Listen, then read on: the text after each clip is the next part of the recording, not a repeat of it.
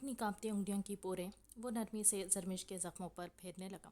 इसे क्या इल्म था जिसे देखने की तमन्ना होगी वो ज़ख्मों से चूर होगी। बहुत बेख्तियार होकर झुकते इसने लब जरमिश के ज़ख्म पर रखे तो वो बेहोशी के आलम में भी कसमसाई जैसे इसके इस पुरहिद्दत अमल से इसके ज़ख्मों को तपिश पहुंचती इसे तकलीफ़ हुई हो। अगले ही लम्हे जावियर खड़ा हुआ और अलमारी के नीचे वाले हिस्से से फर्स्ट एड बॉक्स निकाला था। अंदर से ऑइंटमेंट निकाल कर इसके पास वापस आया और इसके ज़ख्मों पर मरहम लगाने शुरू किया। अगर इन ज़ख्मों के देने के पीछे तुम हुई ज़रमान तो मैं तुम्हारी ज़िंदगी इस तरह बर्बाद करूँगा कि तुम खुद के पैदा होने पर अफसोस करोगी।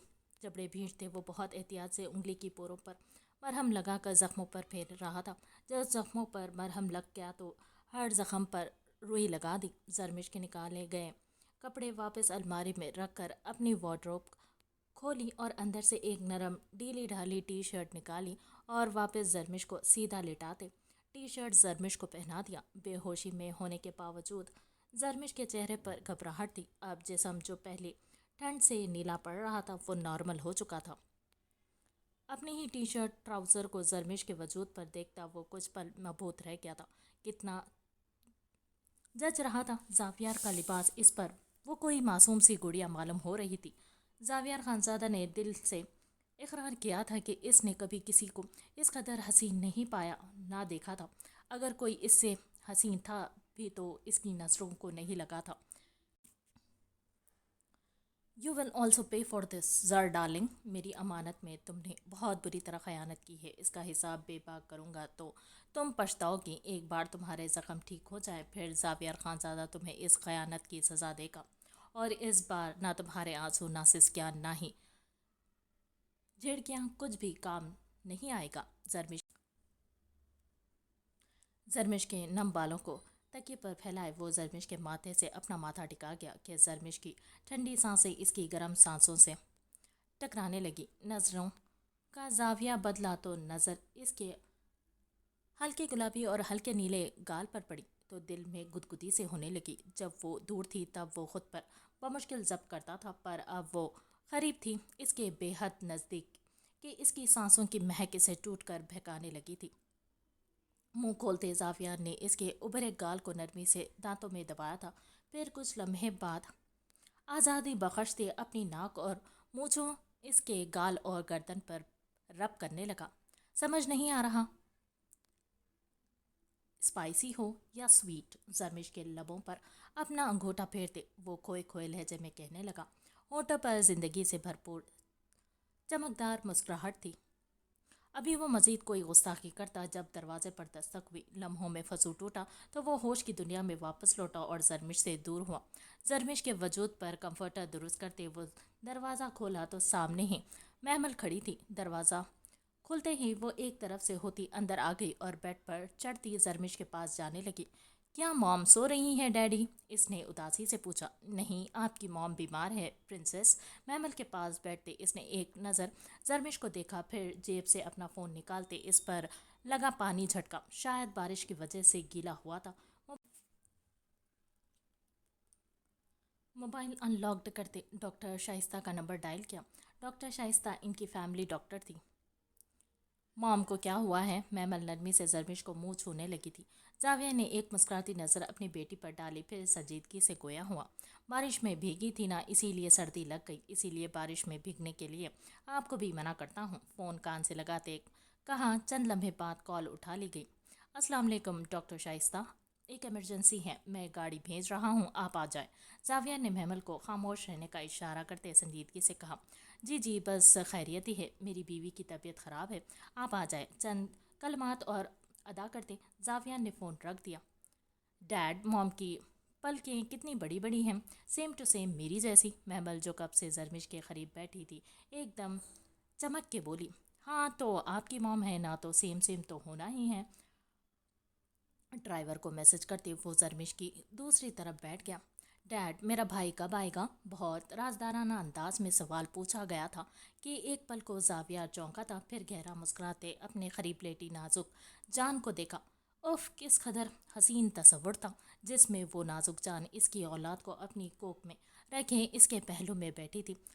تصور اس قدر حسین تھا تو اس کی حقیقت کتنی حسین ہوتی۔ جیسے ہی آپ کی موم ٹھیک ہوگی ہم آپ کے بیبی بردر لائیں گے۔ زاویہ نے نرمی سے زرمش کے بالوں کو سہلاتے دوسرے ہاتھ سے محمل کی چھوٹا ہاتھ چوما تھا۔ سچی؟ محمل ایک دم چیخیں، جس پر زاویہ نے اسے خاموش رہنے کا اشارہ کیا۔ کچھ پل اور اسی طرح محمل کے اٹھ پٹانگ سوالات سنتے گزرے اور پھر ڈاکٹر شائستہ آ گئی۔ زاویہ نے کیئر ٹیکر کے ساتھ محمل کو اس کے روم پہ بھیج دیا کہ زرمش کا علاج اس کے سامنے کرنا مناسب نہیں تھا۔ زاویہ نے آگے بڑھتے زرمش کو ایک بار پھر سہارا سے الٹا لٹا دیا تھا، آہستہ سے اس کی پہنی گئی ٹی شرٹ کو اوپر کیا کہ زخم نمایاں ہو جائیں۔ اللہ اکبر! ڈاکٹر شائستہ نے فوراً لبوں پر ہاتھ رکھا اور بے یقینی سے زاویہ کو دیکھنے لگی۔ جیسا آپ سوچ رہی ہیں ویسا کچھ بھی نہیں ہے، یہ سب زرمش کی سوتیلی ماں کی ظلم کا نتیجہ ہے۔ ڈاکٹر شائستہ کی نظروں کا مفہوم سمجھ سے اس نے سپاٹ لہجے میں کہا، پر یہ زخم تو تازہ ہیں۔ انہیں جیسے زاویہ کی بات پر یقین نہیں آیا تھا۔ تازہ ہیں؟ نہیں، تازہ کیے جاتے ہیں روز۔ یہ مینٹلی طور پر بھی سٹیبل نہیں ہے ڈاکٹر۔ میں جلد اس کی کاؤنسلنگ پر بھی توجہ دوں گا۔ آپ چیک اپ کریں پلیز۔ ڈاکٹر شائستہ کی فضول سوالات سے اکتا کر وہ بیزارگی سے بولا تو ڈاکٹر شائستہ قریب سے زرمش کے زخم کا جائزہ لینے لگی، پھر 5 منٹ بعد گہری سانس لیتی پیچھے ہوئی۔ واقعی اس لڑکی کے ساتھ کوئی مینٹل ایشو ہے؟ انہوں نے زاویہ سے سنجیدگی سے پوچھا تو وہ سوچ میں پڑ گیا۔ شاید آپ کو نہیں معلوم ہو، پر یہ زخم واقعی پرانے ہی لیکن ناخن سے کھروچ کر تازے کیے گئے ہیں یا بار بار کیے جاتے ہیں۔ زخم بہت بگڑ لیا ہے اپنی کم عقلی سے۔ کھال بری طرح سے متاثر ہے۔ وہ زرمش کی کیفیت بتاتے کچھ نوٹ پیڈ پر لکھ رہی تھی اور زاویہ بغور انہیں سن رہا تھا۔ اسے شدید کیئر کی ضرورت ہے۔ I think she is mentally ill, ورنہ یہ حرکتیں کوئی نارمل شخص نہیں کرتا۔ میں میڈیسن اور ٹیوب دونوں لکھ دیتی۔ ہر 4 گھنٹے کے وقفے سے لازمی استعمال کرنا ہے، ورنہ زخم مزید بڑھ سکتا ہے۔ زاویہ نے محض سر ہلانے پر اتفاق کیا، پھر ڈاکٹر مزید ہدایت کرنے کے بعد کمرے سے نکل گئی۔ کمرے کا دروازہ لاک کرتے ہیٹر آف کیا کہ کمرے کی گرمائش زرمش کے زخموں پر جلن کا باعث بنتی۔ وہ خود بھی اتنی سی بھاگ دوڑ میں تھک چکا تھا، جب بھی ڈہ جانے کے انداز میں بیڈ پر زرمش کے برابر لیٹ گیا۔ وہ مرد تھا، پر یہ نہیں تھا کہ اس کی زندگی آسان تھی۔ وہ گردن موڑ کر زرمش کو دیکھنے لگا۔ کاش اسے بتا سکتا کہ اس نے بھی بہت اذیت جھیلی تھی، پر یوں خود کو نقصان نہیں پہنچایا تھا۔ جب کہ اس کی پہلی بیوی اسے چیٹ کر کے گئی تھی، تب ہر بار باہر قدم نکالتے وہ ذلت سے گزرتا تھا۔ اگر وہ بھی خود کو اسی طرح اذیت دیتا تو اب تک خبر میں ہوتا۔ میں تمہیں بہت زیادہ بہادر سمجھتا تھا زرمش، پر تم میری سوچ سے بھی بہت پیچھے، نہایت بزدل اور کم عمر احمق لڑکی نکلی، جو اپنے اچھے برے سے ہی ناواقف ہے۔ تم سے زیادہ عقل تو محمل میں ہے، تم اس سے بھی زیادہ بے وقوف ہو۔ اس نے زرمش کو اپنے بازو پر منتقل کرتے اس کا چہرہ اپنے سینے پر رکھتے نرمی سے زرمش کے ریشم سے بالوں پر لب رکھتے وہ اپنی آنکھیں موند گیا۔ کتنا سکون تھا آج! اچھا ہوا وہ باڈی بلڈر چوہا یونیورسٹی نہیں آیا۔ نعمان علی کے لیے کھانا نکالتی وہ اطمینان سے سوچنے لگی، اس بات سے انجان کہ آج کل تمام وقت اس کی سوچیں کا محور ایحان دلشیر رہنے لگا تھا۔ صبح جب ایحان نے اسے پراٹھا لانے کا کہا تھا تو اسے بہت غصہ آیا تھا، لیکن پھر یونیورسٹی جاتے ڈر بھی بہت لگا تھا کہ کہیں وہ جن اس کے سر پر نازل نہ ہو جائے، پر شکر تھا کہ وہ یونیورسٹی آیا ہی نہیں تھا۔ پورا دن بہت خوشگوار گزرا۔ شام تک یہ ڈر لاحق رہا کہ وہ کہیں گھر پر وارد نہ ہو جائے، پر اب جب رات ہو چکی تھی نعمان علی گھر پر موجود تھا تو وہ بے فکر تھی۔ کیا ہوا؟ کن سوچوں میں گم ہے میری بچی؟ نعمان علی نے کھانا ختم کرتے ریم کے آگے چٹکی بجائی تو وہ چونکی۔ بابا، کیا آپ کے چھوٹے مالک اکیلے رہتے ہیں؟ کوئی فیملی نہیں ہے ان کی؟ اس نے عام سے لہجے میں سوال کیا تو نعمان علی نے گہری سانس لی تھی۔ ان کی فیملی میں ایک بڑا بھائی ہے جو اپنے بزنس میں دن رات مصروف رہتے ہیں، اتنے مصروف کہ ان کے لیے اپنے بھائی تک کے لیے وقت نہیں ہوتا۔ ضمیروں کی ضرورت اتنی زیادہ ہوتی ہے کہ اپنے لیے وقت ہی نہیں نکال پاتے۔ بے شمار مال بے شک ایک فتنہ ہے، نعمان علی نے تعصب سے سوچا، واقعی فتنہ ہے، جب ہی تو انسان خود کو ہر کسی کا حاکم سمجھنے لگتا ہے، جیسے کہ آپ کے چھوٹے مالک۔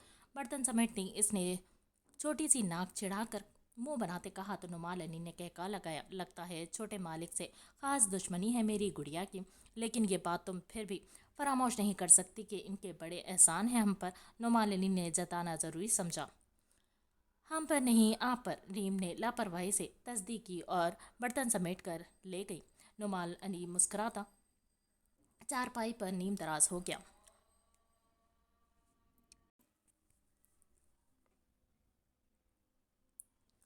احسان میری جوتی سے، جب بڑی ہو جاؤں گی ایک ایک احسان کا بدلہ منہ پر ماروں گی۔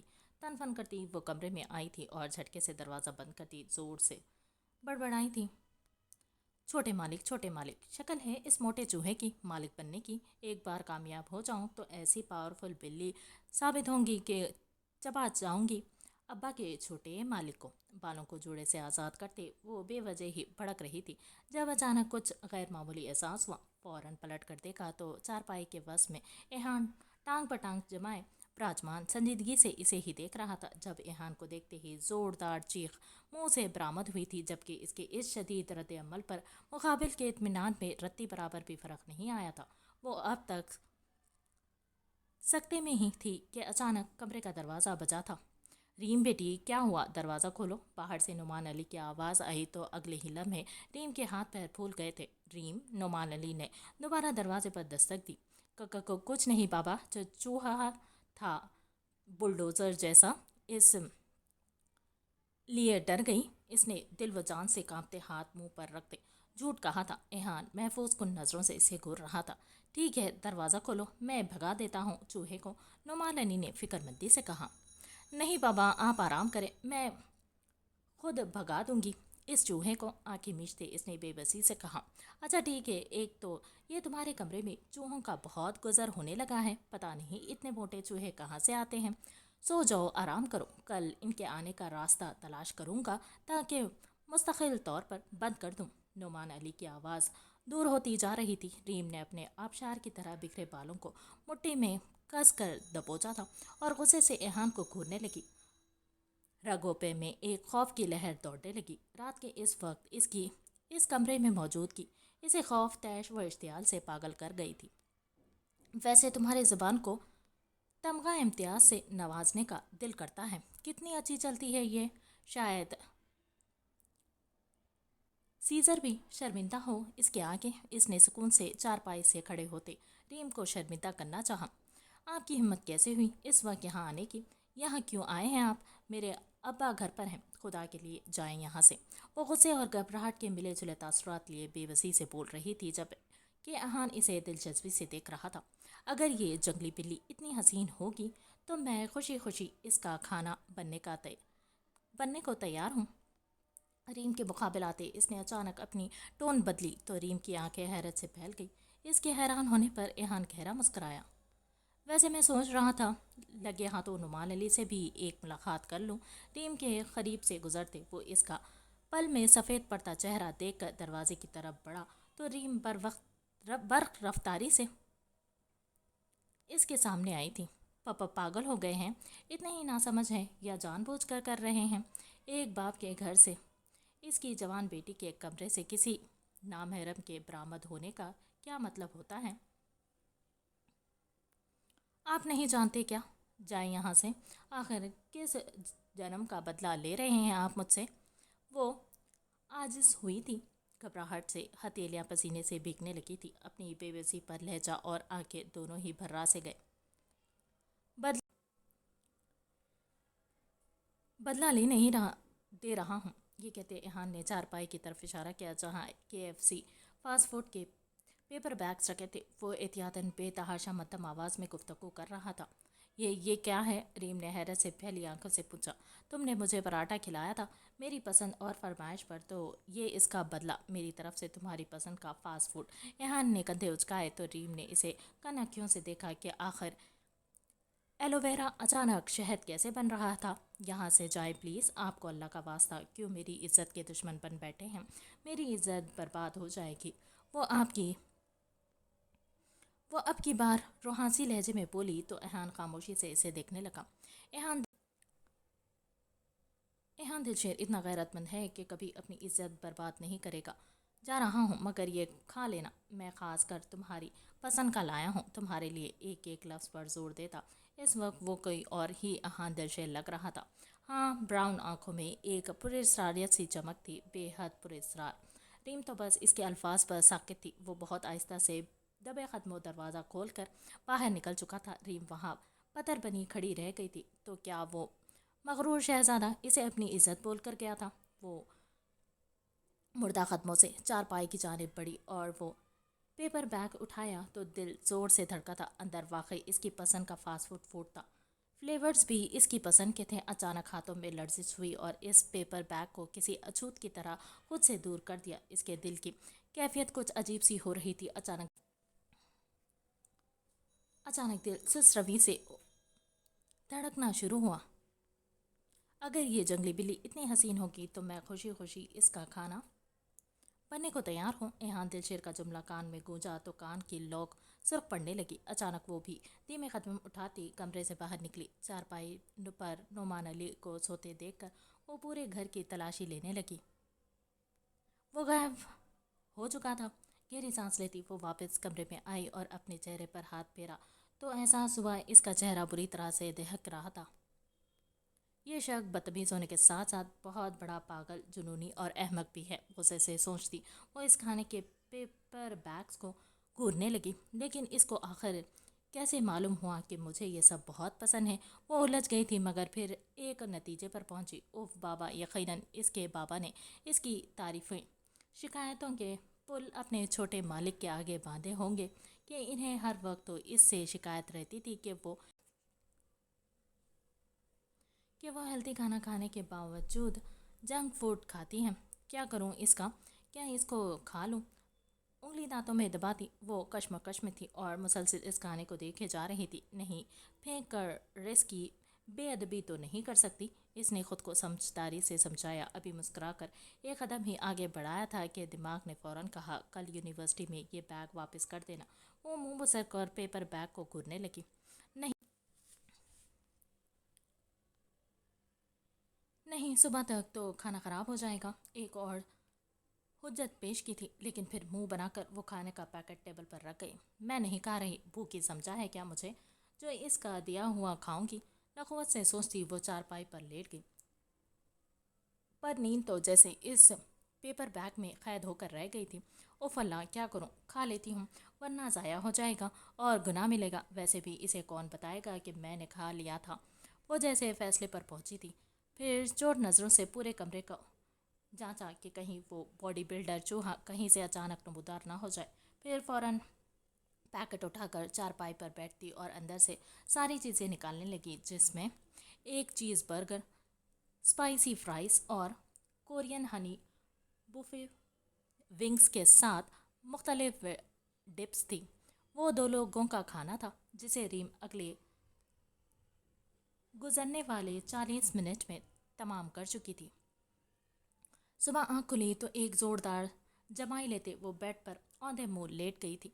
यूं कि सारा कंफर्टर इसके वजूद पर लिपट गया। लेकिन सुस्ती इस कदर थी, थोड़ा और जिस्म अकड़ा तो इस पर बेड ने जगह न दी और एल्फ कंफर्टर समेत बेड से नीचे गिर गई। आह, छोटी सी चीख के साथ कराहते इसकी आँख मुकम्मल वाह हुई तो कमरे में एक जानदार कहका गुजा। अचानक किसी ने मुंह से कंफर्टर खिसकाया। वो आर्सिक था। एल्फ गुस्से से चिढ़ती इस कंफर्टर को खुद से परे करती खड़ी हुई और अपने बिखरे बाल समेटती। ये सज़ा है इस तशद्दुद की जो नींद में तुमने मुझ पर किया है, कभी टांग मार कर कभी कोनी। आर्जिक हंसते हुए वापस ड्रेसिंग मिरर के सामने आ गया। एल्फ ने खूनखान नज़रों से आर्जिक की पुश को घूरा था। ये सज़ा मिली है तुम्हें नाफरमान बीवी राज शौहर को लाते मारने की। ओफ, बिल्कुल बच्ची की तरह सोती हो तुम। मैं सोच रहा था अगली बार से तुम्हारे हाथ पांव बांध दूंगा। अपनी टाई दुरुस्त करते। इसने मिरर में एल्फ के फूलते चेहरे को मोहब्बत और शरारत से देखा। और मैं तुम्हारा गला बांध दूंगी। वो भी इसी के अंदाज में बोली तो आर्जिक ने एक बार फिर कहका लगाया। پہلے ہاتھ کھولنے میں کامیاب ہو جانا، پھر دیکھیں گے چوہیا۔ ایک آخری نظر اپنی تیاری پر ڈالتے وہ مذاقاً بولا تو ایلف اس کے مقابل آئی۔ تو تم چوہیا، تمہارا خاندان چوہیا۔ وہ سے کہتی وہ عارضے کو بہت کیوٹ لگی۔ ایک نظر بھر کر ایلف کو دیکھتے نفی میں سر ہلاتے اب وہ کوٹ پہن رہا تھا۔ تم صبح صبح کہاں جا رہے ہو؟ ایلف نے مشکوک نظروں سے اس کے چہرے پر مرکوز کی تو عارضی تیکھا سا مسکرایا۔ یہ ہوئی نا خالص بیویوں والی بات، پر ڈونٹ وری، پہلے میں اپنی پہلی بیوی کو سدھاروں گا، پھر دوسری پر فوکس کروں گا۔ دل جلانے والا جملہ دانتوں کی نمائش کرتے کہا۔ ایلف نے بغور اسے دیکھا اور وہ اتنا کبھی نہیں مسکراتا تھا، آج وہ بات بے بات مسکرا بھی رہا تھا اور اسے تنگ بھی کر رہا تھا۔ وہ شاید بہت خوش تھا۔ ایلف یکٹک اسے دیکھ رہی تھی جب عارضی کے چہرے کے سامنے چٹکی بجانے پر ہوش میں لوٹی تھی۔ بہت خوبصورت لگ رہا ہوں، عارضک نے ایک دلکش مسکراہٹ لیے خوبصورتی سے پوچھا۔ نہیں، آج تم بہت خوش ہو؟ ایلف نے کچھ قدم عارضک سے دوری قائم کرنے کے لیے پیچھے لیے اور سنجیدگی سے پوچھا، پر عارضک بہت آہستہ سے وہ فاصلہ سمیٹ گیا۔ ہاں ہوں بہت خوش، رات جس کے حصار میں اس کی من پسند عورت ہو، وہ بھی بہت خوبصورت انداز میں مکمل اس کی ملکیت، تو اس مرد کی صبح شاید اتنی ہی خوشگوار ہوتی ہوگی۔ عارضک نے نرمی سے ہاتھ کی پشت سے ایلف کے گال سہلاتے کہا تو ایلف مکمل سرخ پڑنے لگی۔ شرم و حیا اس قدر حاوی ہوئی کہ وہ عارضک کا ہاتھ نہیں جھٹک سکی، محض اپنا سر جھکا گئی۔ سامنے والے کو یہ ادا بھی دل و جان سے بھائی تھی۔ کہاں جا رہے ہو؟ وہ بات کا رخ موڑ گئی۔ آفس جا رہا ہوں، ضروری میٹنگ ہے، بہت کچھ سپوائل ہو رہا ہے، گڑبڑ چل رہی ہے کچھ اکاؤنٹس میں۔ اب کہ وہ فکر مندی سے بولا تو انجانے میں ایلف بھی متفکر ہوئی تھی۔ اور میں چاہتا ہوں ایلف کہ جب میں باہر کی ٹینشن سے فری ہو کر گھر لوٹوں تو سب کچھ کل رات کی طرح حسین اور پرسکون ہو۔ میں وعدہ کرتا ہوں کسی بھی چیز کی فرسٹریشن تم پر نہیں نکالوں گا۔ ہم بہت اچھی زندگی گزاریں گے اگر تم ساتھ دو گی تو۔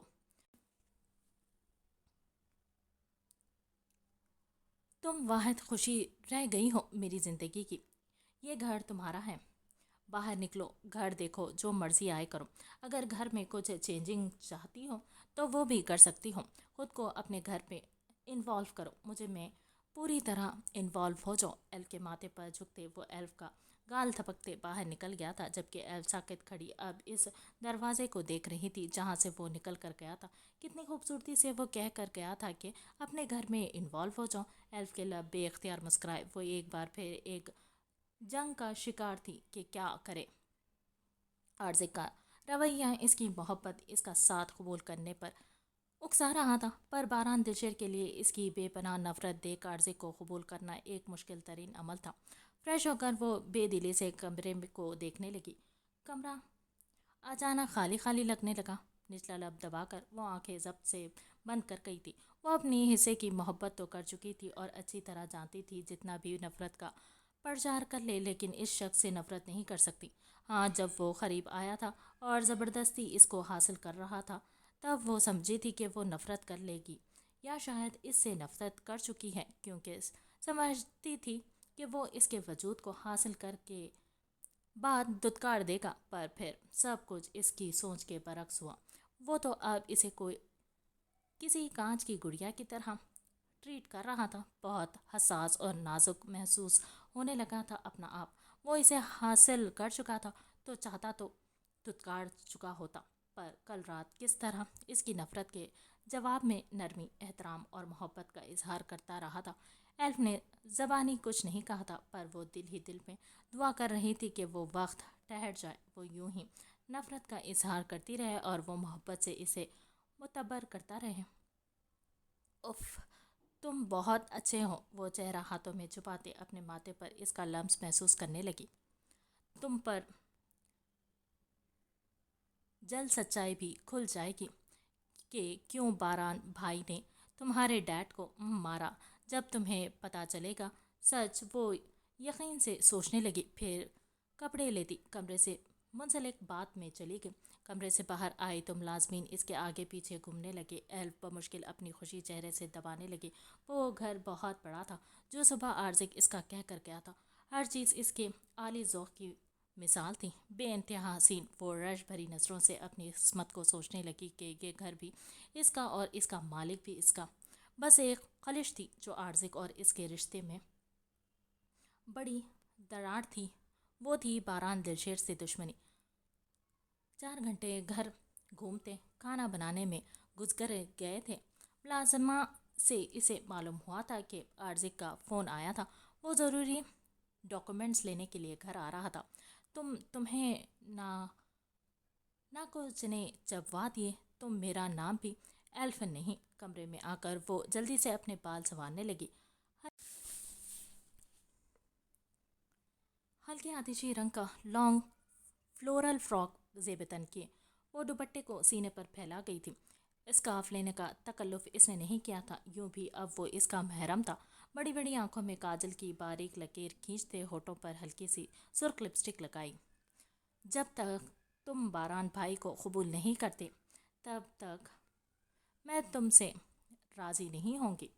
عزم کرتے ایک ترچھی نظر اپنے سراپے پر ڈالی اور کمرے سے باہر نکل آئے۔ لاؤنج میں صوفے پر بیٹھ کر وہ عارضک کا انتظار کرنے لگی۔ بار بار نظریں اٹھ کر داخلی دروازے کی جانب جاتی، ابھی نظریں جھکائی ہی تھی کہ اچانک اپنے عقب سے بھاری مرتانہ آواز سنی۔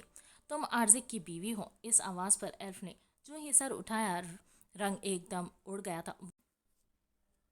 وہ کوئی اور نہیں، عارضک خانزادہ کا چچا پرویز خانزادہ تھا۔ وہ کیسے بول سکتی تھی اس شخص کو؟ بے اختیار کھڑے ہوتے وہ چند قدم پیچھے ہوئی تھی۔ تم کہیں دیکھی لگ رہی ہو مجھے۔ وہ ایک قدم اس کی جانب بڑھا تھا، بہت غور سے اس لڑکی کو دیکھ رہا تھا۔ نہ جانے اسے کب اور کہاں دیکھا تھا، پر گمان ہو رہا تھا اس لڑکی کو بخوبی جانتا ہے۔ ایلف کی آنکھیں اب نفرت اور خوف سے سرخ پڑنے لگی تھی، مقابل بھی بغور اس لڑکی کے بدلتے تاثرات دیکھ معاملہ سمجھنے کی جستجو میں تھا۔ جبھی ہال میں عارضک بھی داخل ہوا تھا، پہلی نظر ایلف پر پڑی تو خوشگوار حیرت ہوئی۔ وہ سجی ہوئی ہلکے ہلکے میک اپ میں نظروں کو خیرہ کرتی بے تحاشا حسین لگ رہی تھی۔ بمشکل اس کے حسن سے دھیان ہٹا تو محسوس ہوا وہ شدید گھبراہٹ میں ہے۔ پھر ایلف سے نظر ہٹی، پرویز خانزادہ پر گئی تو ایک نرم مسکراہٹ ہونٹوں پر نمودار ہوئی۔ السلام علیکم چچا، عارضک نے بلند آواز میں سلام کیا تو اب کہ وہ دونوں عارضک کی جانب متوجہ ہوئے، وہ خود بھی ایلف کے قریب جا کھڑا ہوا، یوں کہ چچا اور ایلف کے درمیان وہ کھڑا تھا۔ یہ تمہاری بیوی ہے؟ تم نے تعارف نہیں کروایا، اس نے سنجیدگی سے شکوہ کیا۔ میں کروانے والا تھا چاچو، یہ میری بیوی ہے ایلف، اور ایلف یہ میرے جان سے عزیز چچا، عارضک نے مسکراتے ہوئے کہا تو دونوں طرف کیفیت بدلی تھی۔ ایلف دلشیر، بے اختیار پرویز کی آنکھیں چمکی تھیں۔ وہ جو اتنی دیر سے سوچ رہا تھا کہ اس شعلہ جوالا کو کہاں دیکھا ہے، یاد آ گیا تھا کہ سامنے کھڑی اس کے بھتیجے کی بیوی کون ہے۔ آنکھوں کی بے باک لپک اور مسکراتے لب سے وہ ایلف کو دیکھنے لگا۔ اس وقت اس درندہ صفت کی آنکھوں کی لپک صرف ایلف ہی سمجھ سکتی تھی، جبکہ عارضک کا اپنے چچو کو جان سے عزیز کہنا اس کے دل پر ایک وبال مچا گیا تھا۔ اس کا شوہر اسی کے مجرم کو عزیز جان کہہ رہا تھا۔ بہت خوبصورت ہے تمہاری بیوی، اور نام بھی بہت خوبصورت ہے ایلف۔ اپنے چچا کے منہ سے تعریف سنتے اس نے ایلف کو دیکھتے شرارت تن ایک آنکھ دبائی تھی۔ خوبصورت تو واقعی ہے، میں دل و جان سے تسلیم کرتا ہوں، عارضک نے سر کو خم کرتے کہا تو پرویز خانزادہ نے آگے بڑھتے بہت اچانک ایلف کو دیکھتے ایک آنکھ دبائی تھی۔ ان کا اشارہ ایلف کے تن بدن میں شرارے بھڑکا گیا تھا۔ ہاتھ آگے بڑھاتے وہ ایلف کے سر پر رکھنے لگے، لیکن اس سے پہلے کہ ان کا ہاتھ ایلف کے سر کو چھوتا، وہ بری طرح سے ان کا ہاتھ دور جھٹک چکی تھی کہ پل بھر کو وہ خود بھی ششدر رہ گئے تھے۔ اس نے ہرگز توقع نہیں کی تھی یہ لڑکی یوں کچھ بھی عارضک کے سامنے ظاہر کر سکتی ہے۔ خوف لاحق ہوا کہ کہیں اس کا غلیظ راز فاش نہ ہو جائے۔ یہ کیا بدتمیزی ہے ایلف؟ ماتھے پر بل ڈالے عارضک نے غصے سے پوچھا۔ ایل سے اپنے لیے بدتمیزی وہ ایکسپیکٹ کر سکتا تھا، پر اپنے بڑوں کے لیے نہیں۔ یہ درندہ ہے، وہ شدت نفرت سے گویا ہوئی تو عارضک کو اپنے کانوں پر یقین نہ ہوا، وہ اس کے چچا سے اس قدر بدتمیزی کر رہی تھی۔ اس نے حیرت سے پھٹی آنکھوں سے اس کی جانب دیکھا۔ بدتمیزی بند کرو ایلف، معافی مانگو۔ ایلف کو وہاں سے بھاگتا دیکھ کر عارضک نے اس کا بازو دبوچ کر اسے روکا اور دانت پیستے کہا، نہیں مانگوں گی، کیونکہ یہ انسان نہیں بلکہ انسانی روپ میں چھپا بھیڑیا۔ ابھی وہ جملہ مکمل کرتی اس سے پہلے کہ عارضی پوری طرح سے دہاڑا تھا۔ بکواس بند کرو ایلف، ایک لفظ بھی اپنے زبان سے اور ادا کیا تو تمہاری زبان کدی سے کھینچ لوں گا۔ غم و غصے سے اس کی سانسیں پھولنے لگی تھی اور ایلف کے بازو پر بھی پکڑ مضبوط ہوئی تھی۔ ایلف غصے سے اب عارضی کو گھورنے لگی تھی۔ کیا وہ اندھا تھا؟ اپنے چچا کی نظروں سے ٹپکتی ہوس اور غلاظت اسے نظر نہیں آ رہی تھی۔ چھوڑو عارضی، اس کا ہاتھ چھوڑو، بچی ہے، بھتیجے بدتمیز ہے تھوڑی، پر بعد میں سمجھا لینا پیار سے۔ عارضی کے بازو پر ہاتھ رکھتے انہوں نے ایلف کا بازو عارضی کے ہاتھ سے نکالا، یوں کہ ان کا ہاتھ ایلف کے بازو کو ٹچ ہوا تھا۔ گندھ! وہ کمرے میں بھاگتی انہیں بولنے سے پیچھے نہیں رہی تھی۔ اس سے پہلے کہ عارضی کسے پکڑتا یا کوئی اور رد عمل دیتا، چچا نے اسے تھام لیا تھا۔ اس کے دماغ کی نسیں ابھرنے لگی تھی۔ دل کر رہا تھا ایل کا وہ حشر کرے کہ وہ ساری عمر یاد رکھے۔ اس لیے تو اس لڑکی کو سر پر نہیں بٹھایا تھا کہ وہ اس کے بڑوں کو بے عزت کرے۔ اس کے چچا وقتی طور پر کچھ دیر کے لیے اسے اپنے ساتھ باہر لے کر گئے تھے اور بہت ملامت سے عارضی کا غصہ ٹھنڈا کرنے کی کوشش کر رہے تھے، پر اس کا غصہ یہ سوچ کر مزید بڑھ رہا تھا کہ اس کے چچا کس قدر نرم اور خوبصورت دل کے مالک تھے، اور وہ لڑکی، ہاں، ایلف کے اخلاق اور بد کلامی سے اس کا شدید دل تنگ ہوا تھا۔ وہ تقریباً 2 دن کے بعد اس گھر میں آیا تھا۔ سلطان صاحب سے مل کر اب زوال نورین کے کمرے میں داخل ہوتے، ثنا کے منہ سے اپنا نام سنتے اس کے قدم ٹھٹک کر دروازے پر ہی رک گئے تھے۔ تمہیں تو ضیا حیدر بالکل ناپسند تھا نا؟ کمرے میں ثنا کی معنی خیز آواز گونجی تھی۔ ہاں تھا۔ زال نورین ڈریسنگ کے سامنے کھڑی کانوں میں ایئر رنگ پہن رہی تھی، انداز مصروف سا تھا۔ تم نے شادی پر رو رو کر راوی جناب بہا دیا تھا، ہے نا؟ ہاں تو؟ نورین اس کے اٹھ پٹانگ سوالات پر الجھی۔ شادی پر اتنا واویلا مچایا کہ 104 بخار چڑھا لیا۔ ثنا کے لبوں پر شرارت بھری شیطانی مسکراہٹ رنگ گئی۔ ہاں تو پھر کیا بکواس کرنا چاہتی ہو ثنا؟ کھل کر کہو۔ زوال نورین جھنجھلائی تھی۔ تو میں تم سے یہ پوچھنا چاہتی ہوں زونی رانی کہ آخر ایک رات میں ہی ضیا حیدر نے تم پر ایسا کون سا جادو کر دیا کہ تم نے اسے کاٹ ہی کھایا؟ میں نے دیکھا تھا وہ نشان جسے بیچارے نے چھپانے کی بہت کوشش کی، مگر تمہاری دیوانگی سب سے چھپ نہیں پائی۔ ہاں ہاں ہاں، ثنا نے کہتے ایک جناتی کہکا لگایا تھا۔ یہ وہی لمحہ تھا جب ضیا اس چڑیل سے اپنا ہر حساب بے پار کرتا جان بوجھ کر اندر چلا آیا تھا، اور اسے اس نازک وقت میں اپنے سامنے پا کر نورین کا دل کیا دھڑتی پھٹتے اور وہ اس میں سما جائے۔ مانا کہ ساری صاحبہ کے فرینڈز ایک دوسرے کے ساتھ سب کو شیئر کر لیتی ہیں، مگر کچھ باتیں ایسی ہوتی ہیں جو پس پردہ ہی رہے تو اچھی رہتی ہیں۔ ضیا نورین کا لال بھبو کا چہرہ دیکھ کر محفوظ ہوتے مزید اسے خفت میں مبتلا کر گیا تھا، جبکہ ثنا مزید دانت نکالنے لگی۔ بکواس بند کرو ثنا اور دفع ہو جاؤ، کچن میں جا کر ماما کی ہیلپ کرو۔ وہ خواہ مخواہ ہی ثنا پر بھڑک کی تو ثنا اپنی ہنسی دباتی شرافت سے باہر نکل گئی، جبکہ اب ضیا کہکا لگا کر ہنس پڑا تھا۔ اس سے پہلے کہ وہ اس پر الٹ پڑتی، نورین کی ماما انہیں کھانے کے لیے بلانے آئی تھی۔ آج سلطان صاحب نے داماد کے اعزاز میں بذات خود کھانا کا اہتمام کروایا تھا، تبھی ضیا نے بھی ہلکا پھلکا کھانا پیٹ بھر کر انجوائے کیا تھا۔ اس کے لبوں پر ٹھہری معنی خیز اور شریر مسکراہٹ سے نورین خواہ مخواہ ہی تپے گئی تھی۔ آخر سلطان صاحب نے بیٹی کو دوبارہ تحفے تحائف کے ساتھ مطمئن ہو کر رخصت کیا کہ انہیں ضیا حیدر اب نورین کے لیے پرفیکٹ لگنے لگا تھا۔ میرون 3 پیس میں وہ نقص دراز خط خوبرو نقوش کے ساتھ بے تحاشا ہینڈسم لگ رہا تھا۔ خلاف توقع وہ سنجیدگی سے ڈرائیونگ کر رہا تھا۔ ادھر سرخ اور گرے امتیاز کے ہلکے کامدار سوٹ میں ہلکا میک اپ کیے وہ اپنے گھر والوں کے ضیا حیدر کو اتنا پروٹوکول دیے جانے پر خواہ مخواہ ہی اکڑ رہی تھی۔ مام اور پاپا ریسیپشن کہہ رہے تھے۔ آخر ضیا نے ہی خاموشی توڑی تھی۔ پھر تم نے کب کہا؟ نورین نے بے تاثر لہجے میں پوچھا تھا۔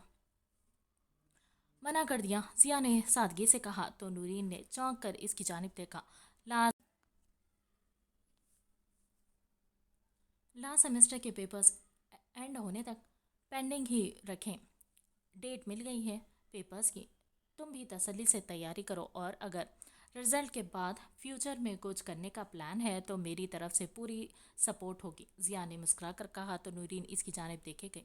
ویسے اکثر لڑکیاں تو ڈاکٹر بننا چاہتی ہیں آج کل، تم اپنی بتاؤ کیا کرنے کا شوق ہے، کیا ارادہ ہے؟ ضیا نے دلچسپی سے پوچھا تھا۔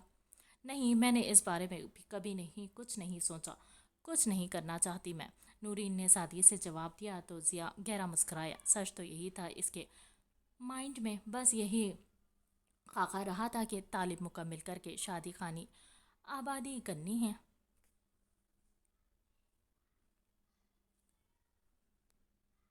مطلب تم ہمیشہ سے ہاؤس وائف بننا چاہتی تھی؟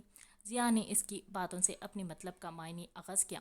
ہاں، جواب اب بھی سادگی بھرا تھا۔ مطلب تم میری بہت اچھی بیوی بن کر بس میرے بچے پیدا کرنا چاہتی ہو؟ ضیا نے کہتے ہنسی دبائی تھی تو نورین اس کی شرارت پر بوکھلاتے تل ملائی تھی۔ منہ دھو رکھو ضیا حیدر، اس نے دانت کچکچاتے تو ضیا نے فلائنگ کس کا اشارہ کرتے پیڑ سے اسے تن بدن سے سلگا دیا تھا۔ اس سے پہلے کہ وہ کچھ گوہر افشانی کرتی، گاڑی حیدر مینشن کے طویل و عریض پورٹیکو میں داخل ہو چکی تھی۔ وہ گاڑی سے نیچے اتری۔ مجھے لائبریری جانا ہے، کچھ ضروری بکس ایشو کروانی ہے، تم اندر جاؤ اور میرا ویٹ کرو۔ آج رات سے ہی تمہارے ہاؤس وائف پروجیکٹ پر سنجیدگی سے کام شروع کرتے ہیں ڈارلنگ، کہتے اس کے لہجے میں بے تحاشا خماری تھی۔ نورین لال بھبو کا چہرہ لیے دانت بھینچ کر رہ گئی۔ اس سے پہلے کہ وہ اس کا مزاج درست کرتی، وہ گاڑی اڑا لے گیا۔ وہ پیر پٹکتی اندر آ کر اپنے کمرے میں آ گئی۔ ابھی کچھ وقت ہی گزرا تھا کہ دھاڑ سے دروازہ کھول کر عالیہ بیگم دندناتی کمرے میں داخل ہوئی تھی، جنہیں دیکھ کر وہ جو بیڈ پر آڑی تڑچی لیٹی موبائل میں مصروف تھی، سنجیدگی سے سیدھی ہو بیٹھی تھی۔ جانتی تھی یہ عورت اب پھر سے اپنے جلے دل کے پھپولے پھوڑنے آئی ہوگی۔ ہوا بھی یہی۔ کانگریٹس، تمہارے سو کالڈ شوہر نے اپنے ریسیپشن کے لیے بھی منع کر دیا ہے۔ اس سے تو تمہیں اس کی زندگی میں اپنی اہمیت وہ وقت کا اندازہ ہو ہی گیا ہوگا۔ انہوں نے آتے ہی طنز کے تیر برسائے تھے، جبکہ نورین کو ان کا بیٹا ابھی بھی بتا کر گیا تھا کہ اس کی زندگی میں اس کی کیا اہمیت اور وقت ہے، لیکن وہ ابھی ان سے کوئی فضول بحث کر کے خواہ مخواہ سر درد نہیں لینا چاہتی تھی۔ تبھی پرسکون ہر رہ کر جواب دیا تھا، ان کی زندگی میں میری جو بھی اہمیت ہو، اس سے آپ کا کوئی کنسرن نہیں ہونا چاہیے۔ آپ مجھے بتائیں، آپ کو کوئی کام ہے مجھ سے؟ نورین نے سادہ لہجے میں کہا تو عالیہ بیگم کا چہرہ دیکھنے لائق تھا۔ او بی بی، میرے بیٹے نے تو ولیمے سے منع کر کے تمہیں تمہاری اوقات بتا دی۔ تمہارے حیثیت اور سٹینڈرڈ تو چاہے بھلے نہ ہو، مگر میرے سرکل میں میری کوئی عزت اور سٹینڈرڈ ہے۔ میری فرینڈز اور جاننے والے میرے بیٹے کی بیوی کو دیکھنا چاہتی ہیں۔ وہ دانت پیس کر بھڑک کر بولی تھی۔ اتنے میں ملازمہ ایک شاپنگ بیگ تھامے کمرے میں داخل ہوئی، جسے عالیہ بیگم نے جھپٹنے کے انداز میں ملازمہ سے لیا۔ ملازمہ اپنا کام کر کے وہاں سے غائب ہو گئی۔ تب عالیہ نے بڑی حقارت سے وہ شاپنگ بیگ نورین کے سامنے بیڈ پر اچھالا تھا۔ کٹی پارٹی کا ارینج کیا ہے میں نے، تیار ہو کر فوراً نیچے آؤ۔ میرے اور تمہارے 4 دن کے شوہر کی عزت کا خیال کرتے ہوئے یہی ڈریس پہننا، کیونکہ یہ تمہارے لیے وہی لایا تھا۔ اپنا کوئی مڈل کلاس گھسا پیٹا تمبو نہ چڑھا آنا۔ وہ انتہائی تحقیر آمیز لہجے میں کہتی، جانے کے لیے مڑی ہی تھی۔ نورین نے مٹھیاں بھینچتے اپنا غم و غصہ ضبط کیا، لیکن وہ جاتے جاتے پھر مڑی تھی۔ اور سنو، امید ہے کوئی گڑبڑ کر کے یا کوئی بکھیڑا کر کے تم اپنی ماں کی تربیت پر حرف نہیں آنے دو گی، وہ چمک کر کہتی کمرے سے جا چکی تھی۔ نورین کا دل کیا اپنے بال نوچ لے۔ یہ عورت بڑی مکار ثابت ہوئی تھی کہ نورین اگر سکون سے اس کی بات سے انحراف کرتے ہوئے نیچے جاتی ہی نہیں، مگر وہ اب درمیان میں اس کی ماں کو لے آئی تھی تو نورین کو نیچے جانا ہی تھا۔ وہ شاپنگ بیگ میں سے ڈریس کو نکال کر دیکھے بغیر بیگ اٹھا کر دندناتی ڈریسنگ میں گھس گئی تھی۔ کچھ ہی دیر میں لباس بدل کر ڈریسنگ کے سامنے آ کر کھڑی ہوئی تو اس عورت کی مکاریوں اور خبیث پنے پر، اپنی بے بسی پر جی بھر کر طیش آیا۔ وہ اس وقت ایک ڈارک پرپل کلر کی شفون کی ساڑی میں ملبوس تھی۔ پلو اور بارڈر پر بلیک ڈائمنڈ سٹون کا کام تھا۔ بلیک بلاؤز ہاف سلیوز لیس کے ساتھ، آگے پیچھے کا گلا کافی گہرا تھا، اوپر سے بلاؤز بھی چھوٹا تھا کہ ایک آدھا انچ کمر صاف نظر آ رہی تھی۔ لباس میں اس کی دودھیا رنگت چاندنی کی طرح دمک اٹھی تھی، مگر اتنی بےہودگی، بے پردگی اور بے حیائی پر وہ جل بھن کر کوئلہ ہوئی تھی۔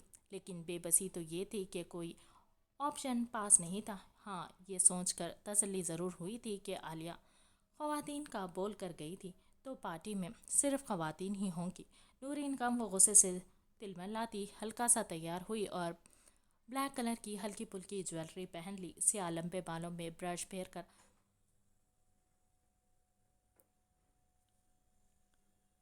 پچھلا گلا تو کور کر لیا تھا اور سینے پر اچھے سے پلو اوڑھ کر وہ اپنا اعتماد بحال کرتی اطمینان سے سیڑھیاں اتر کر نیچے اتری تھی۔ نیچے بہترین سجاوٹ کے ساتھ پارٹی والا ماحول ہی بنا ہوا تھا۔ وہاں جتنی بھی خواتین تھیں، ان کی آنکھوں میں نورین کے لیے ستائش دیکھ کر عالیہ بیگم جل بھن کر کباب ہو گئی تھی۔ نورین نے سب کو مسکرا کر سلام کیا، مگر مجبوری تو یہ تھی کہ وہ یہاں کافی سارے چہروں میں اپنی حاسد ساز کے علاوہ کسی کو جانتی بھی تو نہیں تھی۔ تبھی باعمر مجبوری آہستہ سے چل کر ان کے قریب ہی آنا پڑا، مگر زوال نورین کا سارا اعتماد اور اطمینان اس وقت بھگ سے اڑ چکا تھا جب ایک ہینڈسم سا نوجوان لاؤنج کے کونے سے نکل کر پرشوق نگاہوں سے نورین کی جانب دیکھا عالیہ بیگم کے پاس آیا تھا۔ اس سے ملو، یہ میرے بھائی کا بیٹا مہران ہے، رات ہی انگلینڈ سے یہاں ہمارے پاس کچھ دنوں کے لیے رہنے آیا ہے۔ یہ کہتے عالیہ بیگم کی آنکھوں میں ایک پراسرار چمک اور لبوں پر ایک خباثت بھری مسکراہٹ تھی۔ ہائے! مقابل نے اس کے سامنے اپنا ہاتھ بڑھایا تھا۔ نورین کی دماغ کی رگیں پھٹنے کو تھی۔ حدت اور ذلت کے احساس سے اس کا چہرہ لال بھبکا ہوا تھا، مگر دل میں درود شریف پڑھ کر قرآن کریم کی آیات دہرائی تھی، جس میں روز روشن کی طرح عیاں تھا کہ بے شک عزت اور ذلت خدا کے ہاتھ میں ہے۔ بے شک یہ اس کی ایمان کی پختگی تھی کہ اسے یہ ذلت زیادہ دیر تک برداشت نہیں کرنی پڑی تھی، کیونکہ یہ وہی لمحہ تھا جب ضیا حیدر گھر کے لاؤنج پہ داخل ہوا تھا۔ موم! ضیا کی آواز پر عالیہ، مہران اور نورین نے ٹھٹک کر بیک وقت اس کی جانب دیکھا۔ اسے دیکھ جہاں نورین کے چہرے پر بے بسی کے ساتھ سکون جیسا احساس چھایا تھا، تو عالیہ کا چہرہ فق ہو چکا تھا۔ چہرے پر مردنی سی چھا گئی تھی کہ یہ تماشا کرنے سے پہلے اس نے بیٹے سے بار بار پوچھ کر اس بات کی تصدیق کی تھی کہ وہ آج سارا دن گھر میں موجود نہیں رہے گا۔ وہ چہرے پر خطرناک حد تک سنجیدگی اوڑھے ان کے قریب آیا تھا۔ یہ سب کیا ہو رہا ہے موم؟ اس نے اسی سنجیدگی سے پوچھا تھا اور اپنا کوٹ اتار کر خود میں سمٹی کھڑی نورین کے کندھے پر ڈالتے، اس کے کندھے کے گرد اپنا بازو حائل کرتے اسے بھرپور تحفظ کا احساس دلایا، تو نورین نے نم آنکھیں لیے سر اٹھا کر اس کی جانب دیکھا تھا، جو فی الحال نورین کی جانب متوجہ نہیں تھا۔ کچھ خاص نہیں، میری فرینڈز میرے بیٹے کی بیوی کو دیکھنا چاہتی تھی، تو اس پارٹی کا ارینج کیا تھا۔ عالیہ کا لہجہ مدھم تھا۔ ضیا نے بہت غور سے ماں کی تاثرات جانچے تھے، مگر آپ نے مجھ سے کوئی بھی ذکر نہیں کیا تھا اس پارٹی کے بارے میں، اور پاپا باخبر ہیں اس سب سے۔ ضیا کے ایک اور سوال پر عالیہ بیگم گڑبڑائی تھی۔ کوئی جواب نہ بن پڑا تو خاموش رہی تھی۔ میرا خیال ہے نورین یہاں کمفرٹیبل نہیں ہے، میں اسے روم میں لے جا رہا ہوں، آپ لوگ انجوائے کریں۔ جس نے دیکھنا تھا دیکھ لیا ہوگا۔ ضیا کا لہجہ خطرناک حد تک سنجیدگی اوڑھے تھا۔ لیکن ضیا، عالیہ نے دانت پیس کر کچھ کہنا چاہا، مگر ضیا نے انہیں ایسی نگاہوں سے دیکھا تھا کہ اگلا الفاظ ان کے حلق میں پھنس گیا تھا۔ ضیا گمسم کھڑی نورین کا ہاتھ تھام کر اسے لیے اپنے کمرے میں آیا تھا۔ وہ غصے کی شدت سے کمرے میں آیا تھا۔ اپنے چچا کے سامنے انہیں تو مطمئن کر دیا تھا کہ غصہ نہیں ہے، لیکن وہی جانتا تھا کیسے خود پر اپنے طیش پر ضبط کر رہا تھا۔ پر پرویز کو بھیج کر کمرے میں آیا تو وہ بیڈ پر بیٹھی نظر آئی تھی۔ وہ دانت پیس کر ایلف کی جانب بڑھا اور ایک جھٹکے سے اسے اپنے مقابل کھڑا کرتے ایلف کی آنکھوں میں گھورا۔ کیا بکواس کر رہی تھی تم باہر؟ اس نے غصے سے پھولی سانسوں سے پوچھا۔ ایلف نے اپنی روح میں کرب و اذیت کے پنجے سے گڑے محسوس کی۔ میں پوچھ رہا ہوں کیا بکواس کر رہی تھی تم؟ تمہیں معلوم ہے باہر کس سے کیا بکواس کر کے آئی ہو؟ وہ بری طرح سے دہاڑا تو ایلف نے آنکھیں میچتے اسے جھٹکے سے خود سے دور کیا۔ جانتی ہوں تمہارے چچا تھے۔ ایلف نے چیخنے کی کوشش کی پر غصے کی باعث مزید الفاظ اٹکنے لگے۔ اپنے اس طرح اٹکنے پر اسے شدید غصہ آیا۔ وہ بکواس کیوں کی ایلف؟ آخر تمہارے کہنے کا مطلب کیا تھا؟ دانت پیستے آرزک نے اپنی مٹھیاں بیچ لی تھی۔ سچ کہا ہے کیونکہ تمہارے چچا درندہ ہے۔ وہ آرزک کے منہ پر پھنکاری تھی۔ آرزک کی آنکھیں اور چہرہ انتہائی حد تک سرخ پڑنے لگا، دماغ کی رگیں جیسے پھٹنے کو تھی۔ یہ بکواس ہے، اپنے الفاظ واپس لوگی تم ایلف؟ ان سے معافی مانگو گی ابھی؟ Got it? ساری باتوں کو نظر انداز کرتے آرزک نے انگلی اٹھاتے اسے فون کیا تو ایلف کے ماتھے پر کئی بل پڑے۔ مر کے بھی نہیں مانگوں گی معافی، کیونکہ میں سچی ہوں۔ تمہارے اندر سچ سننے کا حوصلہ نہیں ہے۔ تم ہو بزدل۔ اب کہ وہ طنزیہ ہنسی تو آرزک نے چہرہ موڑ کر زور سے سانس لی، جیسے اپنے اندر اٹھتے اشتعال کو ضبط کرنے کی کوشش کی ہو۔ تمہارے اندر سچ سننے کی ہمت نہیں ہے، ورنہ تمہارے باپ کا سچ بھی بتاتی۔ ایلف کی اس بات پر آرزک خانزادہ پتھر ہوا تھا، بالکل برفیلے پتھر کی مانند ٹھنڈا۔ پتھر آئی آنکھوں سے پلٹ کر ایلف کو دیکھا۔ تمہیں یہ تو معلوم ہے کہ میرے بھائی نے تمہارے باپ کو مارا، پر وجہ معلوم ہے کیوں مارا؟ کیونکہ تمہارا باپ ریپسٹ۔ چڑاخ! ایلف کے باقی الفاظ منہ پر پڑنے والے تھپڑ کے باعث منہ میں ہی باقی رہ گئے تھے۔ تھپڑ اتنا شدید تھا کہ وہ تورا کر زمین پر منہ کے بل گری تھی۔ کونی پر بھی اچانک گرنے کے باعث لگی تھی۔ سن ہوتے دماغ اور گھومتے حواس ابھی قابو بھی ہی نہ پائے تھے کہ جب آرزک نے تیش و اشتعال سے پاگل ہوتے جھک کر اسے بازو سے دبوچ کر جھٹکے سے کڑا کیا۔ بازو پر اپنی گرفت وحشیانہ انداز میں سخت کرتے اسے زور سے جھنجھوڑا کہ ایلف کے ہوش بحال ہوئے تھے۔ وہ بے یقینی سرخ بھیگی نظروں سے آرزک کو دیکھنے لگی۔ اس کے دائیں گال پر شدید جلن ہو رہی تھی۔ تم نے اپنی ہر حد کراس کر لی ہے ایلف دلشیر، اس سے زیادہ کی برداشت مجھ میں نہیں۔ ایلف کا جبڑا اپنے ہاتھوں میں دبوچتے سرترین لہجے میں غرایا تو ایلف کی ریڑھ کی ہڈی تک سنسناہٹ دوڑ گئی۔ وہ اس کے اس قدر شدید تھپڑ سے سہم گئی تھی۔ وہ ان دنوں اس پر کتنا مہربان تھا، ایلف کو یہی لگا تھا اب وہ چاہے کچھ بھی کرے گی مگر اس پر ہاتھ نہیں اٹھائے گا، مگر وہ غلط ثابت ہوئی تھی۔ تبھی بے آواز بے تحاشا آنسو گالوں پر بہہ نکلے۔ گال پر جو پہلے ہی جلن تھی، نمکین آنسوں سے جلن میں مزید اضافہ ہوا۔ میں اب تک سمجھ رہا تھا تمہیں مجھ سے محبت ہے، تم ایک صاف دل کی سچی لڑکی ہو، پر تم نے ثابت کیا تمہارے وجود میں بھی تمہارے بھائی والا زہریلا خون دوڑ رہا ہے۔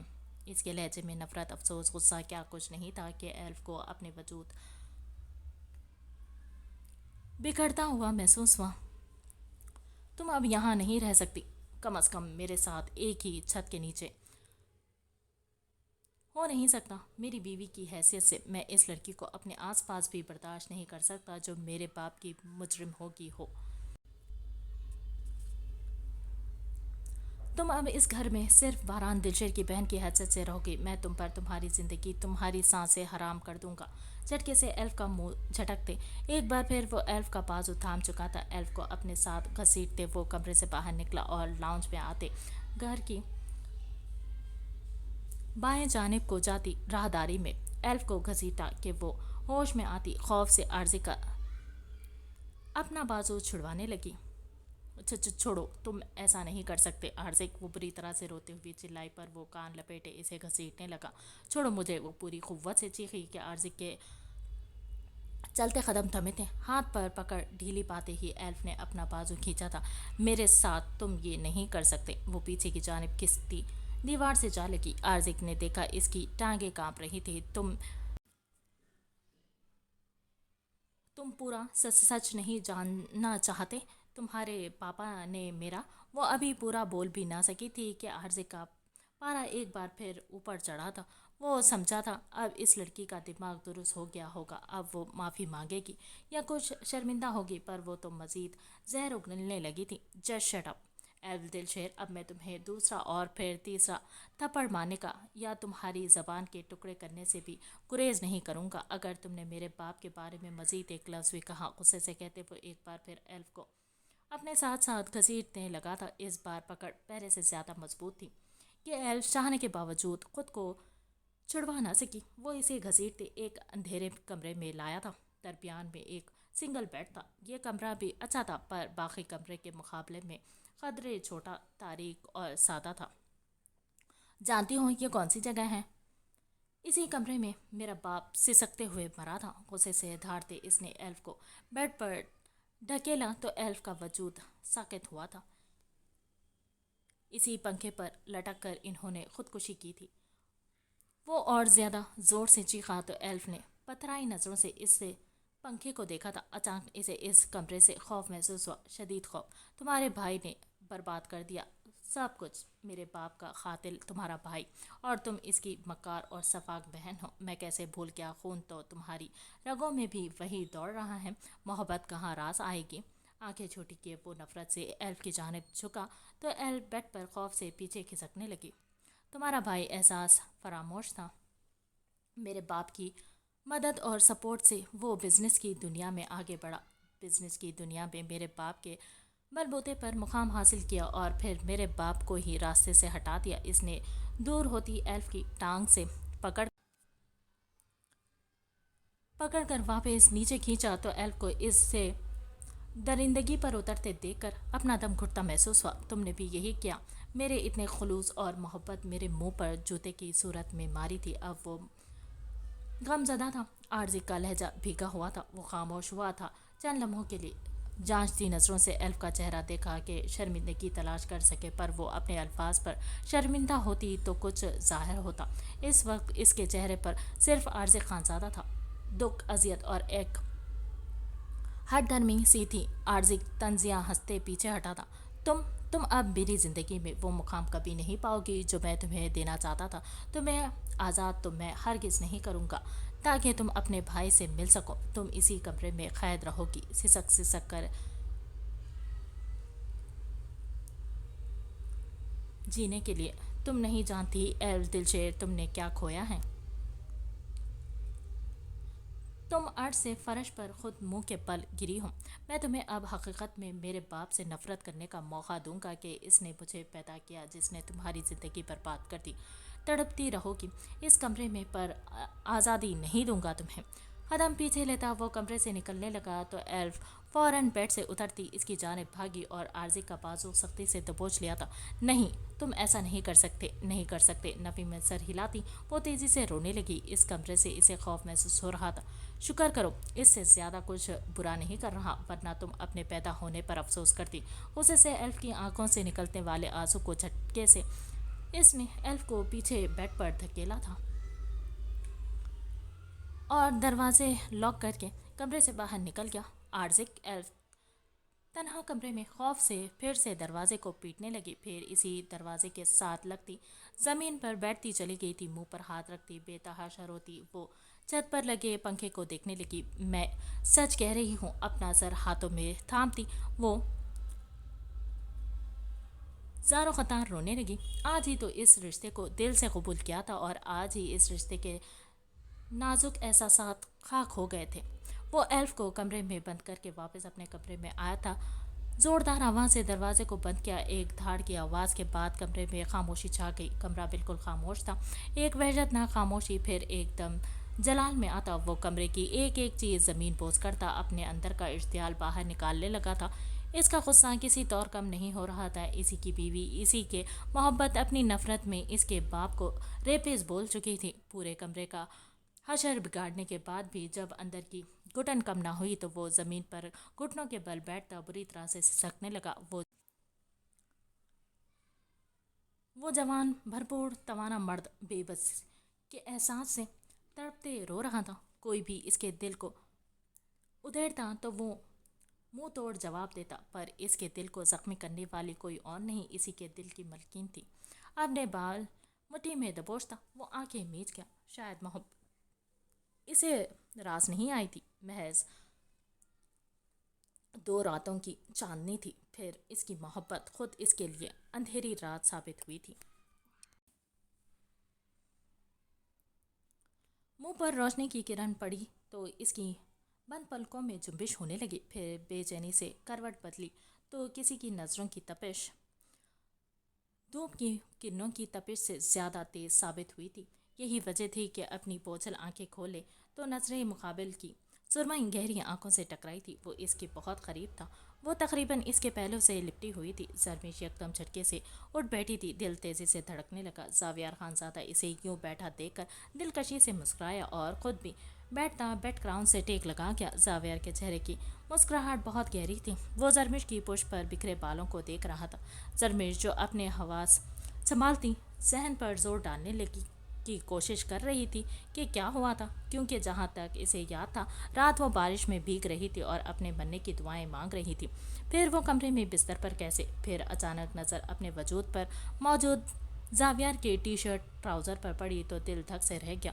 वो बेयकीनी से अपने वजूद को तकती अचानक हैरत से फटी आंखों से जावियार को देखने लगी, जो शर्टलेस निगाहों में दुनिया जहाँ की शौखी और मायनी खीजी लिए इसे ही देख रहा था। क्या कुछ नहीं था इसकी खुमार आलूद बहकी हुई सी नज़रों में कि जरमीश का चेहरा सुर्ख पड़ने लगा था। फिर इसके बरहाना सीने पर नज़र पड़ी तो फौरन नज़रें फेरते किसी अछूत की तरह बेड से उतरी। जाविया ने बगौरी से देखा। वो हल्की हल्की लर्ज रही थी, जैसे कुछ कबूल करना चाह रही हो पर जहन कबूल न कर पा रहा हो। जाविया ने इस कम अकल लड़की की कम अखली पर एक गहरी सांस खींची थी।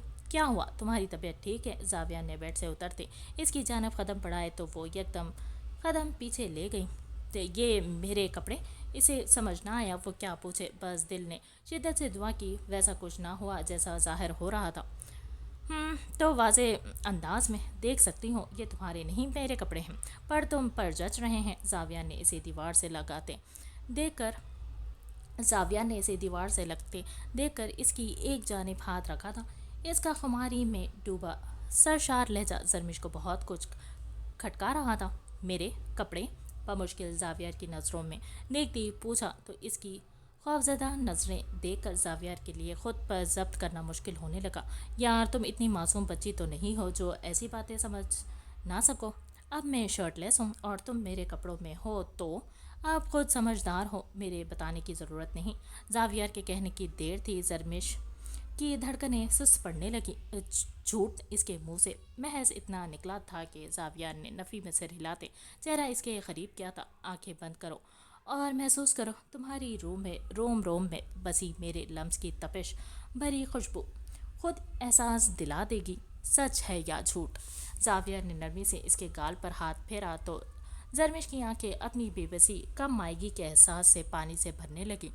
न मेरी जान, इसमें रोने की वाली तो कोई बात नहीं है। आज नहीं तो कल ये तो होना ही था। वो साफ झूठ कह रहा था, इसका जब आजमा रहा था। चाहता था कि वो अपनी चुप तोड़े, इससे लड़े झगड़े, अपने अंदर का गुब्बार निकाल बाहर करे। आप मेरे साथ ऐसा नहीं कर सकते। वो एकदम चीखते जावियर के सीने पर हाथ रखती इसे खुद से दूर करने लगे, लेकिन जावियर ने इसके वही हाथ थाम कर दीवार से लगाए।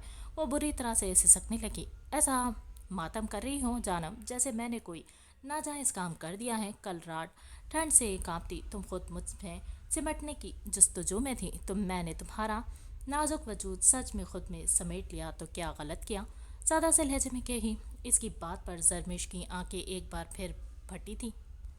ऐसा नहीं हो सकता, मैं ऐसा नहीं कर सकती। वो भी गीबल के लिए मासूमियत से नफ़ी में सर हिलाने लगी। जावेद ने अपना चेहरा इसके चेहरे के करीब किया, यूँ कि इसकी सांसें जरमिश की सांसें से टकराने लगी। रिलैक्स मेरी जान, तुमने कुछ गलत नहीं किया। शौहर हूँ मैं तुम्हारा, हक है तुम्हारा मुझ पर। लेकिन सच कहूँ तो कल रात में इस सब के लिए बिल्कुल तैयार नहीं था। मेंटली रेडी नहीं था। पर जब तुमने मेरे दिल के मकाम पर अपने लब रखे तो मैं मजबूर। वो बमुश्किल अपनी मुस्कुराहट जब करता बाकी अल्फाज अधूरे छोड़ गया, जबकि अब जरबेश के आंसू इसके गालों में फिसलने लगे थे। आप झूठ कह रहे हो ना? इसने जिस कदर मासूमियत से पूछा था, जावियर मबहूत सा इसके चेहरे को देखता रह गया था। हाँ, थोड़ा झूठ थोड़ा सच। हमारे दरमियान कल रात बहुत कुछ हुआ, बहुत कुछ खास हुआ है जिससे सब कुछ बदल गया है। पर अभी वो नहीं जो तुम सोच रही हो, वो भी बहुत जल्द ज़रूर होगा। पर कल वैसा कुछ नहीं हुआ। पर ट्रस्ट मी, जितना हुआ वो सब बहुत खूबसूरत था। वो जरमिश की आंखों में देखता इकरार कर रहा था। इन खूबसूरत एहसासात को सोचते जो इसके दिल व दिमाग में जरमिश के लिए जागे थे। अचानक वो जरमिश की आंखों पर झुका था और अपने लब इसकी नम आंखों पर रखे तो जरमिश जोर से अपनी आंखें मीच गई। जाविया ने पीछे हटते इसकी बद आंखों को देखा, फिर नज़र इसकी शहरक पर ठहर गई थी। यकदम अपने देखते लब इसकी शहरक पर रखते तो जरबिश मचल गई थी, लेकिन हाथ जावियर के हाथ की कैद में थे, जिसके बायस वो कोई मज़ाहमत न कर सकी। मेरी बात गौर से सुनो जरमिश। जावियर खानजादा अपनी मनमानी पूरी करने के बाद वो पीछे हटा तो बिल्कुल संजीदा था। कुछ देर पहले वाला खुमार इसके चेहरे और आंखों दोनों में नहीं था कि इसके सर्द लहजे पर जरमिश चौंकी थी और इसकी आंखों में देखा। मुझसे निकाह से पहले मेरा ताल्लुक़ तुमसे नहीं था, पर मेरे निकाह में आने के बाद तुम्हारे वजूद पर, दिल व दिमाग पर मैं पूरी तरह हक़ रखता हूँ। तुम्हारे वजूद पर तुमसे ज़्यादा मेरा हक़ है। अगर मैं खुद इसे कोई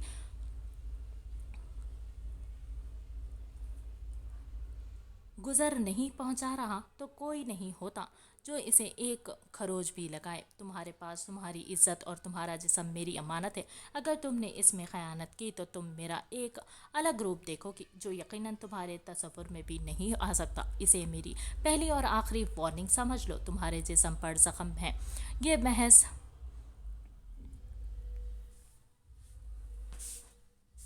तो बाद में होगी कि ये तुम्हारे जिस्म पर क्यों और कैसे आए, मगर अब के लिए सिर्फ अपने दिमाग में इतनी सी बात बिठा लो कि अगर आइंदा तुमने अपने वजूद पर मौजूद ज़ख्म नोचे या नए ज़ख्म डालने की कोशिश की तो फिर मैं जो करूँगा वो तुम्हारी बर्दाश्त और सोच से बाहर होगा, और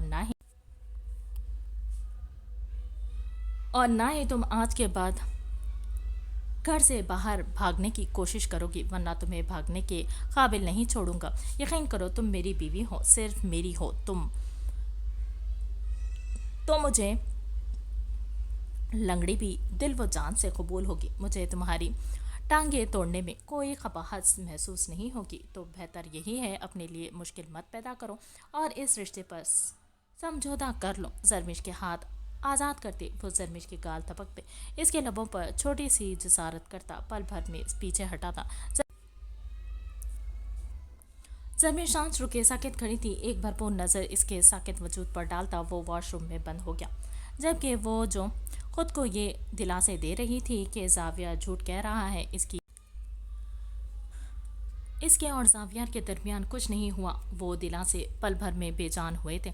जावियर इसके ज़ख्म देख चुका था। इसके वजूद पर जावियर के कपड़ों की मौजूदगी इस बात की गवाही दे रही थी कि वो सच कह रहा गया है। अगरचे इसने नोवियत का ताल्लुक़ नहीं बनाया, पर बहुत कुछ इनके दरमियान गैर यकीनी हो गया था। इसकी आंखों से आंसू खतार की सूरत में बहने लगे। वो आंखें मीच गईं। सुबह वो यूनिवर्सिटी पहुंची तो समारा को क्लास में भेजा था और ख़ुद कैंटीन की जानिब चली आई। सारी रात वो बेचैनी से जागती रही थी, पर अब दिल बहुत बुरी तरह से खौफज़दा था। जब गली से गुजरती कोई आंटी इसे देख रही थी तो दिल में चोट सा जागा था कि कहीं इन्होंने रात कुछ देख तो नहीं लिया होगा। वो कैंटीन पहुंची तो सामने ही मोहल्लिक और एहान को बैठा पाया था। एहान की इसकी जानिब पुश्त थी। वो धीमे से चलती एहान के पीछे आ ठहरी थी। मोहल्लिक ने एहान के पीछे रीम को देखा तो गला खंकारा। एहान इसके इशारे से पहले रीम की मौजूदगी का अंदाज़ा लगा चुका था। इस वक्त कैंटीन में भी ज़्यादा रश नहीं था, तो दूर दूर तक टेबल्स पर लोग कबल्स की सूरत में बैठे थे। एक नज़र एहान को देखकर मोहल्लिक बाद में आने का कहता वहाँ से उठ गया। रीम कुछ देर कशमकश में खड़ी रही, फिर एहान के सामने वाली कुर्सी पर बैठ गई। एहान ने एक गहरी नज़र इसके स्कार्फ से कवर चेहरे और ढीले बुरखे में चुपे वजूद पर डाली और टांग पर टांग चढ़ाते पुरुष कुर्सी से टिका गया। वो होश रुबा मनाजिर जो रात इसने देखे थे, जाने क्यों मगर खुद को इसे देखने का हकदार समझने लगा था।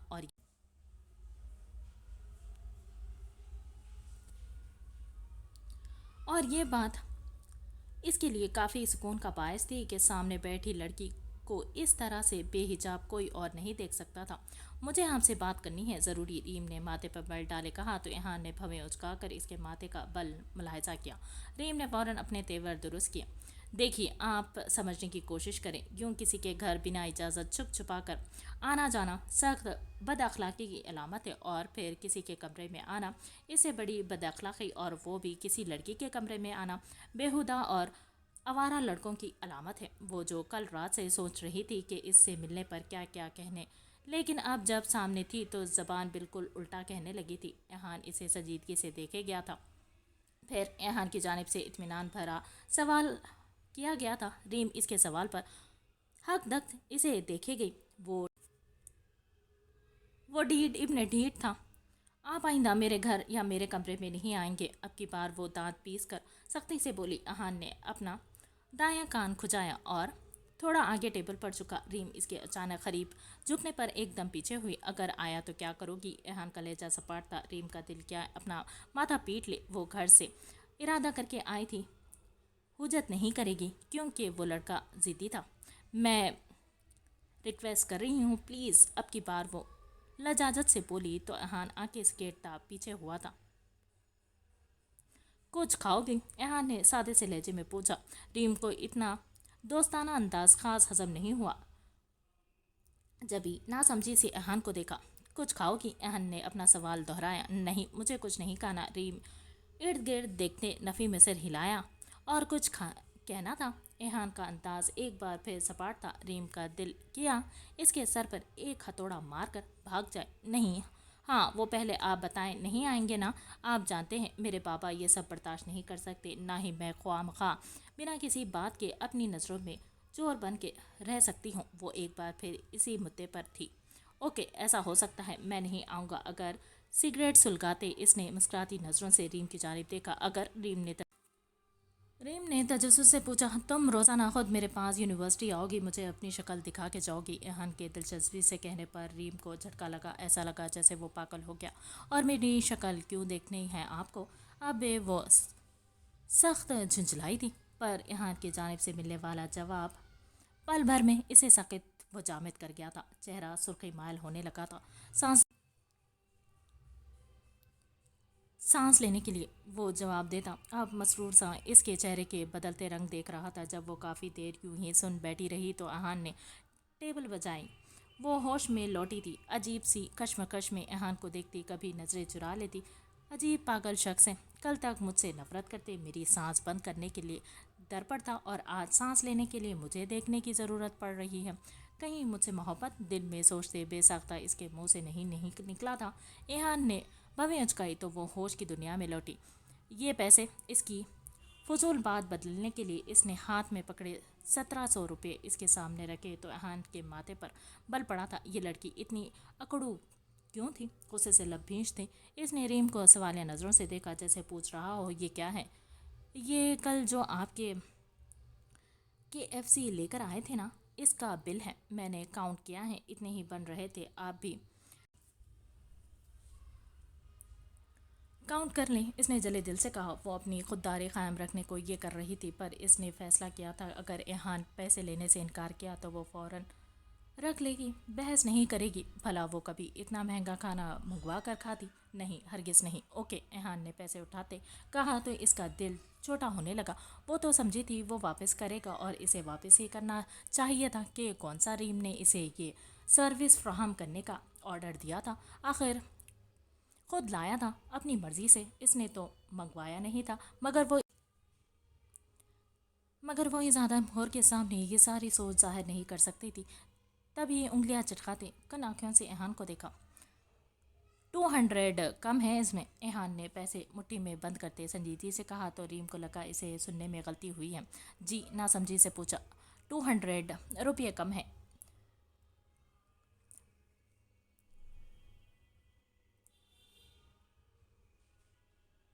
بل 1900 کا بنا تھا۔ ایہان کی وضاحت کرنے پر اس کا چہرہ سرخ پڑا۔ اپنی سوچ پر جلد لعنت بھیجی۔ نہیں، یہ شخص مجھ سے محبت تو ہرگز نہیں کر سکتا۔ کیسے بے شرموں کی طرح 200 روپے جتا رہا ہے؟ سائیکو پاگل! میں نے کہا تھا میرے لیے KFC لاؤ۔ اوف اللہ، میرے بیگ میں تو صرف 100 روپے ہیں، اس مہینے کی ساری جمع پونجی تو یہ بٹور گیا۔ دل میں سوچتی وہ اس خودداری کو کوسنے لگی جس میں اس نے اس منحوس آدمی کو پیسے واپس کرنے کا فیصلہ کیا تھا۔